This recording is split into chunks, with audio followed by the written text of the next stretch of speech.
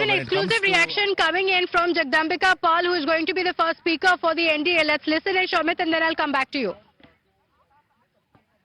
The then Prime Minister said that the only first priority right of government property of minority.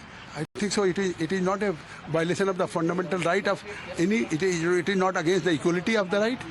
Sir सवाल यहाँ पे एक ये भी उठ रहा है कि जिस प्रकार से कई क्रिश्चियन कम्युनिटी के ग्रुप्स हैं वो फेवर में आए हैं, आप लोगों की भी कई ग्रुप से मीटिंग हुई थी, आपने खुद कहा था कि कई लोग हैं जो फेवर में हैं वक्फ अमेंडमेंट के, उसके बाद भी अब देख रहे हैं कि एक तरह से कांग्रेस हो चाहे ऑपोजिशन पार्टीज हो चाहे एक धड़ा हो रेडिकल मुस्लिम एलिमेंट्स का, वो एक फियर मॉन्गरिंग कर रहे हैं कि हमारी जमीन चली जाएगी, हमारी मस्जिद चली जाएगी, हमारे मदरसे चले जाएंगे। और all India Muslim personal law board तो ये तक कह रहा है कि हम इसका विरोध करेंगे, चाहे सड़कों पर आए चाहे संसद में करें चाहे कहीं ना करें, विरोध करेंगे। फियर मॉन्गरिंग डराने के माहौल पे क्या कहेंगे? देखिए, बिल आ जा रहा है जी, लेकिन all India Muslim personal law board हो या रेडिकल ऑर्गेनाइजेशन हो, ये डे वन से कर रहे हैं।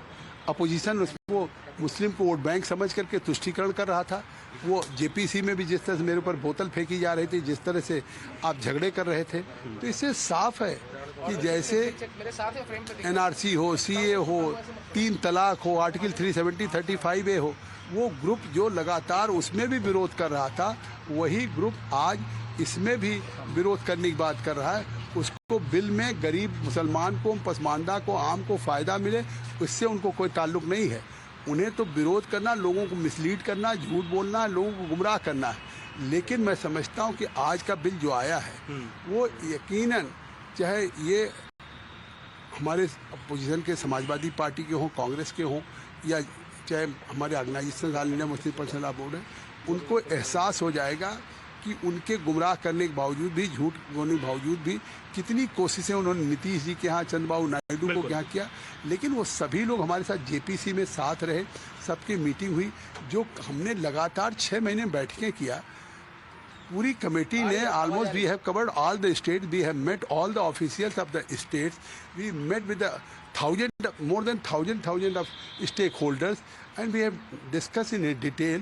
और इसके बाद we have reached to the conclusion and we have prepared our 428 pages of the report, and on the basis of the report, if government is bringing amended bill, so I think it is in the interest of the common man. Sir एक आखिरी सवाल, आज उम्मीद है कि सब कुछ सही से हो जाएगा क्योंकि विपक्ष जो है पुरजोर विरोध करेगा, पास हो जाएगा बिल, और क्या अपने टीडीपी और जेडीयू की बात की, क्या वो साथ हैं? क्योंकि जैसा आपने कहा कि ऑपोजिशन पार्टी सवाल उठाई थी कि टीडीपी और जेडीयू को बीजेपी का समर्थन नहीं करना चाहिए, लेकिन जेपीसी में आपके साथ थे, पूरा समर्थन था, आप कह रहे हैं? वहाँ भी समर्थन था, आज भी रहेंगे, आज भी बहुमत से पास होगा।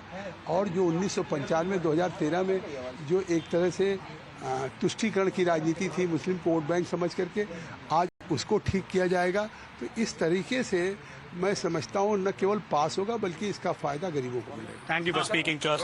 So there you see a clear message coming in from the JPC chairperson Jagdambika Pal, who clearly says that there has been extensive meeting, more than 400-page report has been put forward, and there's just the fear mongering that the opposition parties are doing. So today is the big day around 12 p.m. Okay, all right. So there you heard it. The government stand of it.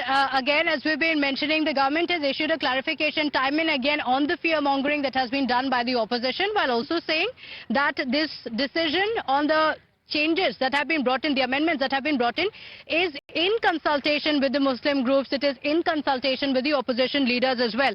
Now,